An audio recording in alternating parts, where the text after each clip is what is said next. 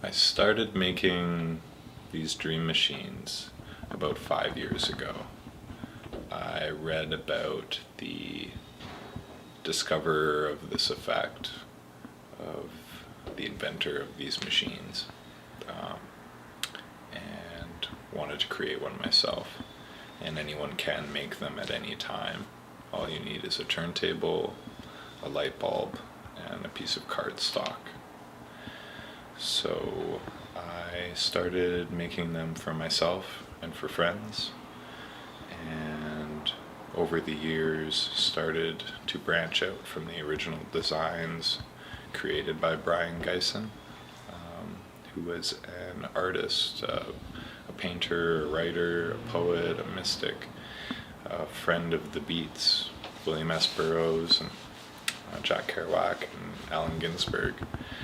And so the original design, which is this machine here, is called the Tulip Design. And over the past couple of years, I've started to make my own designs. And that has been really interesting to kind of impart my own, I guess, interpretation of what I see while looking at the machine into the design and creation of new dream machines. I became interested in it, I guess, as an extension of my fascination and curiosity with consciousness and where that comes from, and how our brains work and interpret the world around us. The way that the dream machines work is it creates a stroboscopic effect.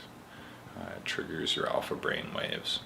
If there's a flicker between 8 and 13 per second, that's the bandwidth of your alpha brain waves. So it triggers that in your brain. You look at the machine with your eyes closed, and depending on the person, it's different for everyone. Within a few seconds or a few minutes, you'll start to see colors, patterns, and designs, which vary from person to person.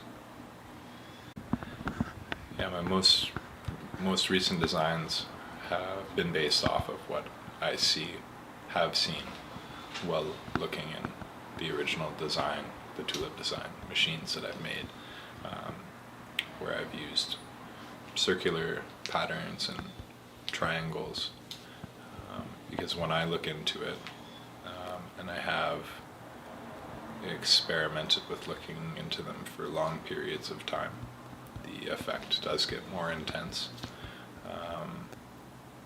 And I see a checkerboard of reds, oranges, yellows,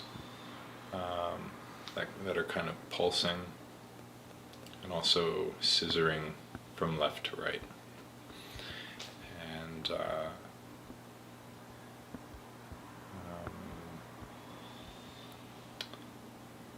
it's the brain waves that are active when you're either falling asleep or in a deep meditative state.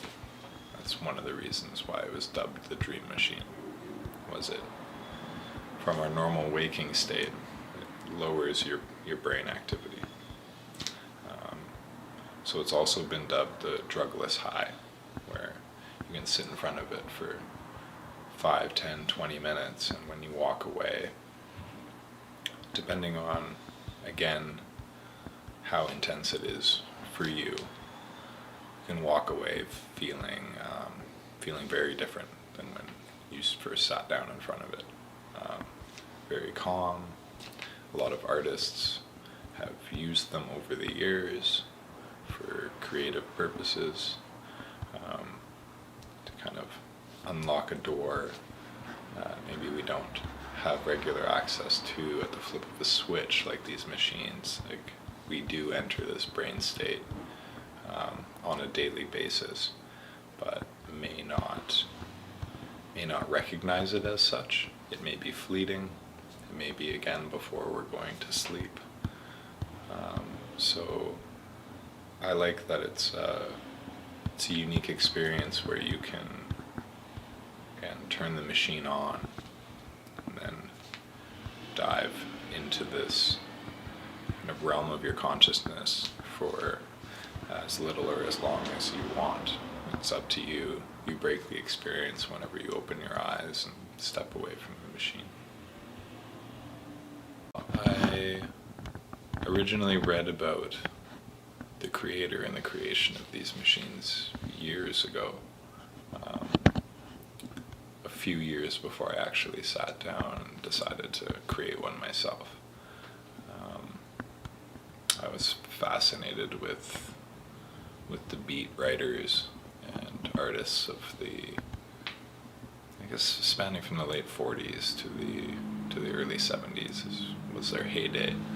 There was a time when Brian Geisen, the man who invented this machine, was roommates with William S. Burroughs in a hotel in Paris.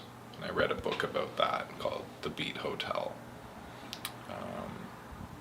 He was on a train in France, was laying down with his eyes closed, and the train went by a grove of trees. The sun was passing through the trees. He had the flicker effect happen to him by accident that way, and was blown away by the experience. Wanted to find out more. There was a book that came out around that same time by a brain scientist and researcher named Walter Gray, called The Living Brain. And it was a book that this group of artists were passing around to each other that they found really, really interesting. In it, this scientist describes how during testing for epilepsy, they were strobing, I guess, subjects, testing them, and during this certain bandwidth, it did not cause epilepsy or seizures, but caused this unexplainable effect of colors, patterns, and designs across the back of your eyelids in your own brain. And so he realized that that's what had happened to him on that train. Recruited William S. Burroughs' boyfriend, Ian Somerville, who was a mathematician at Cambridge, to help him devise a device to create that effect. So together they came up with using technology that most people had around at that time, a record player, a turntable, and a piece of cardstock shaped in a cylinder with cutouts in it that you could spin at a certain speed that would hit that bandwidth. So I read that. I had a turntable in my house, and during a time of my life when I was increasingly interested in consciousness, the brain, and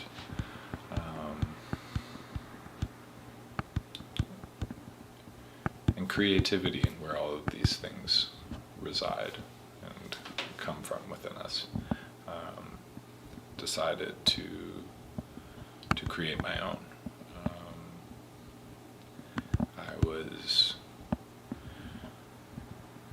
I was really surprised and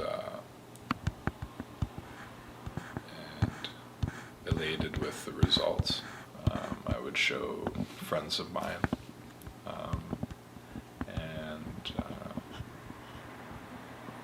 interest grew from there to share it with more people. Before this show, I'd only ever had one spinning at once, and in the gallery right now there are 4 machines spinning. The shadows cascading against one another, and I